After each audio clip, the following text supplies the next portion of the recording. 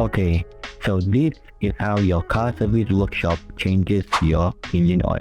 First, locate the oil filter and oil pan, and have every tool ready to remove bolts or screws to access the oil filter area. Second, raise the car. Use a jack to lift the car and place it on jack stand.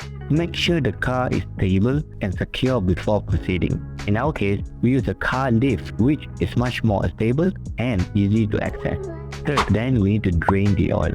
Locate the oil drain plug and use the oil filter wrench to remove it.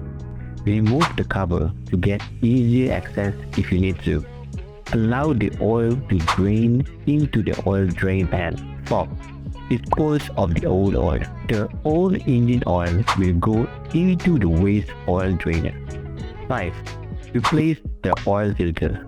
Use the oil filter wrench to remove the old oil filter. The oil filter looks like a tin can. You have to twist it with a wrench and replace it with a new one. 6. Refill the engine oil. Refer to your car's owner's manual for the recommended oil type and amount. Carefully pour the new oil into the oil-filled hole. If you think that it will spill all over, you could use a hard funnel to fill it up with oil. 7. Check for leaks. Check for any leaks around the oil filter and drain plug. 8. Clean up. Clean up any spills or messes and dispose of all the materials properly. 9. Check the oil level. Wait a few minutes for the oil to settle. Then, check the oil level using the dipstick and add more oil if necessary.